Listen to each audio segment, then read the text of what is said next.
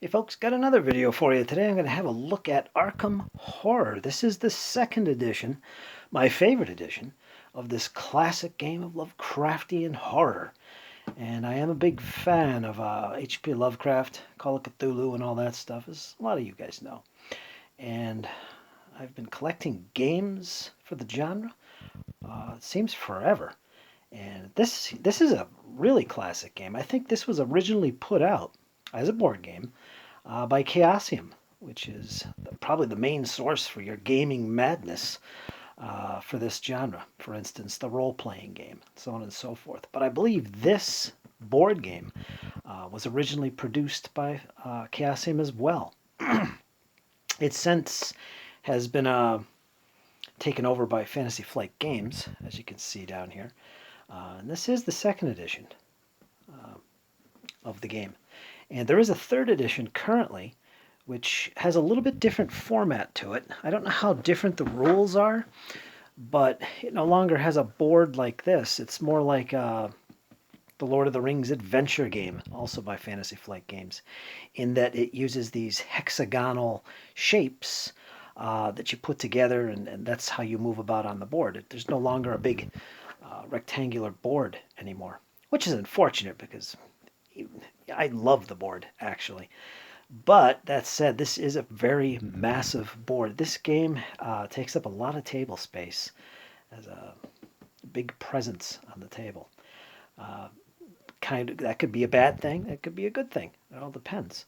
But I love it, and I prefer this version so much that I bought it a second time right before third edition was going to be released. So yeah, I bought this again, and I'm happy with that purchase. And this is a look at some of the contents. We can get a little zoom in for you. Again, I'm not going to go into too much detail about the game rules, but I will unbox it and show it off to you guys. And if you ever get a chance, pick up the second edition, or at least have a look at the third edition. I'm not sure if I'm ever going to get into third edition. I don't know. Now, originally I had this back in the day, and I had a bunch of the supplements. This game generated a lot of expansions. Quite a few I actually had, but I sold them all off, unfortunately. But again, I bought this a second time because I liked it so much. This is great for solo play, as well as multiplayers, up to 8 players, in fact. And it can be played solo, just like most cooperative games. They work really well for solo. This is no exception. And this is designed for solo as well as 8 players, by the way. 2 to 4 hours to play. Well, this can take a lot longer than that, depending on how many players are involved. But it's a great, really fun and enjoyable game. I'd like to actually do a play session for you guys in the future. We'll go out the right way. But we'll see how I get along with my other games. I'm going to crack this open and show it off to you guys. Now, I haven't played this since I bought it, but I'd love to do it. And this, of course, is the rule book. It's humongous. It is 24 pages. But like I said, it's humongous. Look at the size of this thing. 3 columns. Decent-sized font. And it's got a little glare to it. This is a glossy paper, which I'm not a fan of, but it works. Great artwork as usual by Fantasy Flight. And to me, this is probably, if not my most favorite board game ever, it's one of them. It's that good. I enjoy it that much. And I highly recommend it, whether you get second edition or third, it really doesn't matter. Pick it up. It's worth getting into, even if you just buy the base game and just play the base game. Whether you play solo or whether you play with a couple friends or a whole bunch of people. Like I said, I'll play up to 8 people. You get lots of tokens. You get card decks, both mini and normal sized. They represent everything from items to magical tomes to skills, allies that might join you on your adventures, bank loans, blessing and cursings, so on and so forth. Now let's jump into this and show off the game board. All right, so here's a look at the game board laid out. Looks like it's about 3 foot by 2 foot. It's pretty big. But it is just awesome. And these are literally other worlds, other dimensions that you can transport to in your quest to defeat Cthulhu. On the side here. Little tracks for monsters, place to keep track of the terror. You don't want that to get too high. The more monsters appear on the table, and you get closer to the end and Cthulhu arriving. And these are locations within various districts of the town of Arkham. And you got Uptown, Southside, French Hill, Miskatonic University, the Merchant District, Easttown, Rivertown, Downtown, and North Side. And these are locations within those areas that you can travel to find allies and items and help you in your quest to defeat Cthulhu. For instance, in South Side, there's Ma's Boardinghouse Recruit. This allows you to recruit here. Instead of having an encounter here, you may spend 10 toughness worth of monster trophies, 2 gate trophies, or 5 toughness worth of monster trophies, and 1 gate trophy to take any one ally of your choice from the ally deck. You get to break open the ally deck and find one and pick one. It's nice. Let's find another one here. What's this up here? The silver... Let me get this in line here. The Silver Twilight Lodge, Inner Sanctum. If you have a Silver Twilight membership, then you look at the Inner Sanctum entry when having encounters here. Specific card details. But it's a great looking map board. And this is one of the reasons why I like 2nd edition so much, is because of the freaking map board. Look at this thing. It's beautiful. Again, it is pretty big. Lost in time and space, outskirts. Good memories, folks. Okay, let's take a look at some of the other components. All right, so here we go. We got these in Ziplocs. Some little money tokens. You need that to pay for certain things in the game. And of course, here's your sanity and your health tokens. As you take damage, you remove health. Insanity, of course, you take these little blue brains to record what your current state is. Let's see what we got in here. I don't remember what these are. Not even sure these little pill shapes or anything. I don't know what that is. Nice thick card. High quality as ever. That looks like barricades. I don't remember what that is. These are various monsters you can encounter. They're on little squares. Their stats are on there, like the Night Gaunt, Fire Vampire, and it's got their rules on the back. These are all the monsters that you can encounter. And as the game progresses, more and more of these baddies end up showing up, and you got to combat them. If you're out in the streets and not inside buildings, you can be attacked by them. And the rules have a great mechanic for moving them around on their own. Again, this is a co-op game. Nobody actually plays the bad guys. The rules system actually does it for you. So you don't want to get caught outside of buildings, for one. These little markers that you use on your record cards, I think. So on. So there's elder signs here. I think you have to collect so many. God, it's been a long time since I played. I would love to play this again. I played it with my nephew, played a few solo games, and it's got all that awesome detail. It feels like Lovecraftian horror is unfolding before you. These are the characters you can play.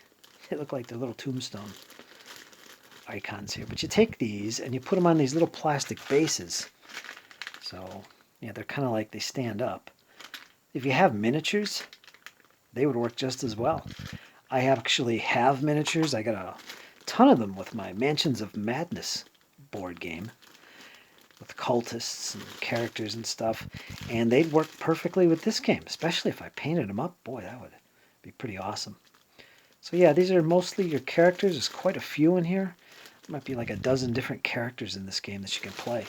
Like I said, you can play up to 8 people at once, so that's a lot of characters.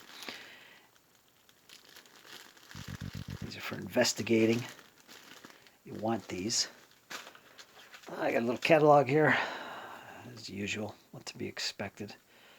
A lot of games I haven't seen in a while. Elder Sign, I have that as well. More Call of Cthulhu. It's a dice game. If you guys want to see that, let me know. Played that a whole bunch of times. Lord of the Rings, one of my favorite games of all time. It's a card game, deck building game. It's not a collectible card game. It's not like Magic the Gathering. None of these games are like that. They're card games anyway. They're living card games. When you buy a box, when you buy a deck of cards, everybody gets the same. And it's all about using those cards and building your own decks, knowing how to do your own thing effectively. But anyway, that's the little catalog. And of course, these are your character details. Let's pop some of these out of here. At least one of them. Vincent Lee, the doctor. He has 5 sanity, 5 stamina. He's a physician. Upkeep. Dr. Lee may restore 1 stamina to himself or another character in his location. He cannot raise a character's stamina higher than that character's maximum stamina. His home is St. Mary's Hospital. I guess that's where he starts. Fixed possessions. He gets $9 and 1 clue token. That's those little, these little things, I believe. I'm not sure. Isn't that an investigation token? I don't know. I think they're clue tokens. God, it's been a while. Also, random possessions. 2 common items, 2 spells, and 1 skill. What that means is you draw randomly from these card decks. He draws 2 common item cards, 2 spell cards, and 1 skill. So there's a lot of replayability in these games, even if you play the same character. His focus is 2. There's his stats for speed, sneak, fight, willpower, lore, and luck. And a little picture of him. Let's see what's on the reverse side. You get a little backstory. And I love that about this game. I mean, the cards, the locations that you can travel to on the board, the player cards of the character you play, they have a lot of feel to them. I mean, like I said, it feels like you're enjoying a story set within the genre. You get all this cool background and stuff. As a soldier of the Albanian gang, Michael didn't really believe in all the voodoo mumbo-jumbo around town, or at least he didn't until the night of the foreman job, when he saw last Louis Farrell pulled screaming into the river by a scaly green creature. Oh, the madness. As they say, seeing is believing, and Michael is starting to believe. Now he has gathered his belongings together in the room that he rents at Ma's boarding house, the place I showed you on the board. Louis was a friend of his, and he won't rest until he finds out what's happening in this town and avenges his buddy. Avenges? Avenges his buddy. That's Michael McGlenn, gangsta. 3 sanity, 7 stamina. Strong body. Any phase, Michael reduces all stamina losses he suffers by 1 to a minimum of 0.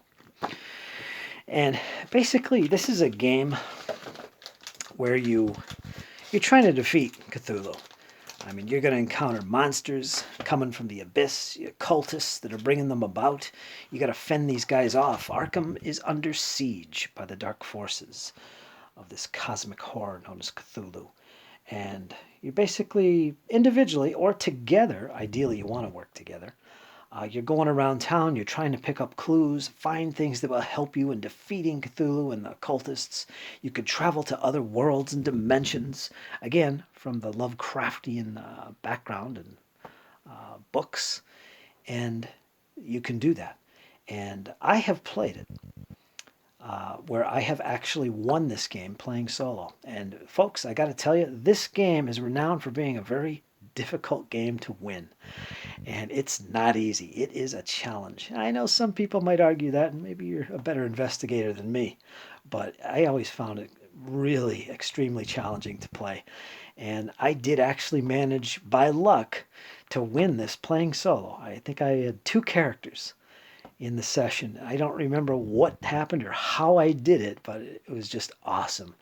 It felt so good to defeat Cthulhu before he actually came out and devoured the town. I don't think I had to actually fight him. I think I was able to thwart his arrival before he was able to come into the town proper. Because the worst thing that can happen is that you end up facing Cthulhu himself. He is madness personified and a difficult critter to deal with. And let's see, here's your characters, as you can see. Then there's these. And there's Cthulhu himself. That's basically his health and so on and so forth, and special attacks and so on and so forth. Dreams of Madness. And there's some other opponents. Hastur, for instance. Shub-Niggurath, Ithaqua, Yog-Sothoth, Yig. These are all drawn from the mythos and the old ones. And you could face these in the game. I don't remember exactly how that worked. If there was different scenarios. I don't remember different scenarios, although I could be wrong. I think you basically randomly determine which villain you're going to have to stop and fight against. It's not always Cthulhu, I think. And special rules, because he was drawn, will be in play throughout the game session to reflect, his specific threat. There's a terror track, of course, you have to keep to a minimum, but it keeps increasing as you go on. It's a great game. I really enjoy this game. I hope I can get another session in of this. Maybe show you guys if you'd like to see something like that. Maybe you'll see me win again. Wouldn't that be amazing? Only won once. I've played numerous times, only one victory. I've played it with a couple people, and I've played it mostly solo, and it's such great fun. And I'll show you some of the other components here. I'm not going to take them all out. You kind of get the gist. There's various cards in here based on locations. Miskatonic University, I think, is the white one. Or no, what is that? Downtown? Well, each deck of cards refers to a specific location. The Silver Twilight Lodge. And wherever you are, you read that section of the card when you draw one of these. Otherworldly cards? I don't remember. There's a bunch of different decks in here. And here's the smaller cards. These are your skills, things you can find, your allies, and things like that. Allies are cool because it's people that can join you specifically to help you. Bank loan. You gain $10 when you take this card. Upkeep is where you keep it in play, I believe.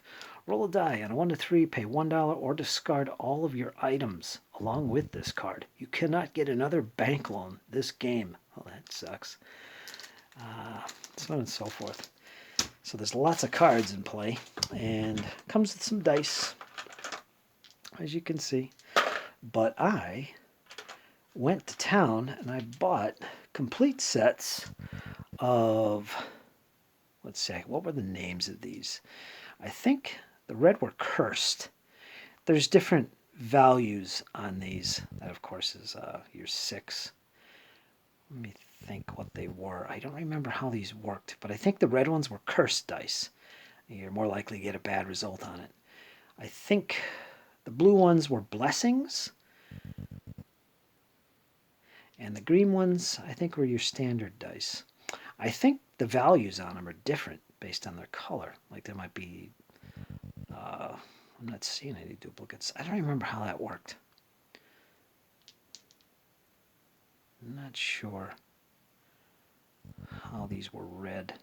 They look pretty normal to me. But I'm sure there's a difference on here. Yeah, like there's a elder sign there. There's also an elder sign on the 4. So the 4 and the 6 and the 5 have elder signs on them. Let me show you. You're probably not even seeing that. Sorry. And a 1, 2, and 3. But they also have values in the corner.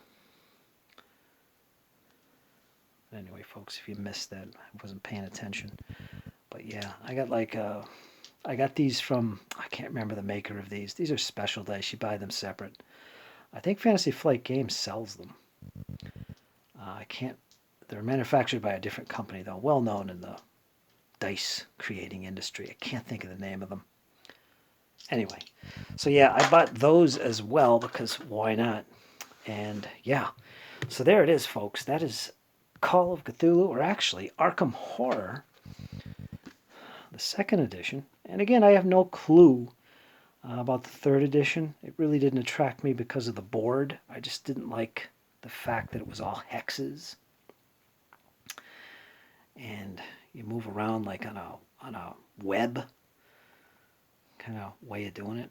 I don't know, maybe it's better, who knows. I'm sure it doesn't have as big a presence on the table because of that. But yeah, great game.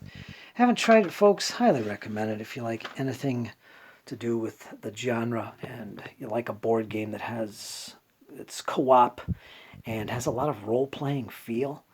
I mean, the text on the cards really add to the feel of the game. It feels like you're actually, experiencing a story in the Call of Cthulhu mythos. And it is awesome. It's not a heck of a lot of rules. It is a challenging game, to be sure. And so yeah, if you want to pick this up, Fantasy Flight Games is the source. They have the new third edition. And this is the second edition. Doom Dice. Ancient One cards. Ancient One sheets. So there you go. Here's a look at the contents right there. Components. There is quite a bit. Object of the game. The players must work together as a team of investigators to close all the dimensional gates, seal them permanently, or, if that fails, defeat the Ancient One when it awakens from its slumber. And, yeah, you randomly determine which Ancient One you face during your game session. So, yeah, that's how it works. Okay, folks, that's Arkham Horror. Hope you enjoyed. Leave me some feedback on this game if you ever played, if you enjoy it. If you'd like to see me play it, I'd be curious. I'd like to do it. Let me know. Like, share, and subscribe and all that goodness. You know what, folks? Hang in there. Because you know what? It's only going to get better. You guys take care. See you soon.